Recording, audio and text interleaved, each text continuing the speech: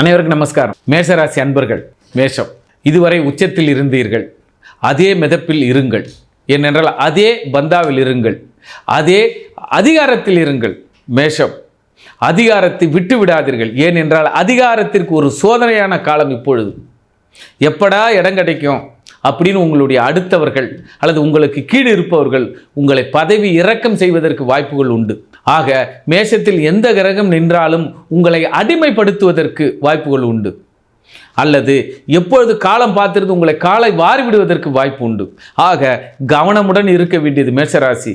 ஏனென்றால் தன்னுடைய பதவியை தக்க வைப்பதற்கு பலவித இடையூறுகள் வரும், ஆனால் அத்தனையும் வெற்றி கொள்வீர்கள்.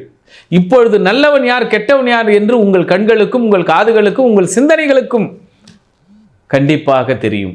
ஆக எதையும் சட்டென்று சொல்லிவிடாதீர்கள், டக்கென்று உங்கள் வாயிலிருந்து எந்த வார்த்தைகளும் வந்துவிடக்கூடாது. ஆக ஆணித்தரமாக மூளையால் பதிந்து கண்களில் கண்டு, அதாவது இப்படி பேசுங்க, கேட்டு தீர விசாரித்து ஒரு முடிவு சொல்லுங்கள். ஏன்னா மேஷம் தங்களுடைய அதிகாரத்தை துஷ்பிரயோகம் மட்டுமே செய்து விடாதீர்கள். இதனால் வரை செய்திருந்த காரணத்தினால் இப்பொழுது உங்களை சிக்க வைப்பதற்கான காலம். தயவு செய்து டக்கென்று வார்த்தைகள் விட்டு விடாதீர்கள், அந்த வார்த்தை உங்களை கொன்றுவிடும்.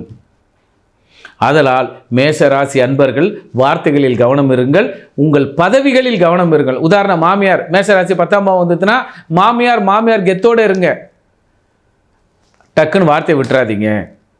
ஏனென்றால் சம்மதிகளுக்குள் சண்டை வந்துவிடும். ஆதலால் முயற்சிகளை மிக கவனமுடன் இருங்கள். மேஷம், வார்த்தைகளில் கவனம், உங்களுடைய அதிகாரத்தில் கவனம்.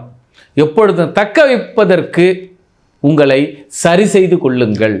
ஆக மேஷம் தன்னுடைய பதவியையும் அதிகாரத்தையும் தக்க வைத்து கொள்ளுங்கள். நன்றி, நமஸ்காரம்.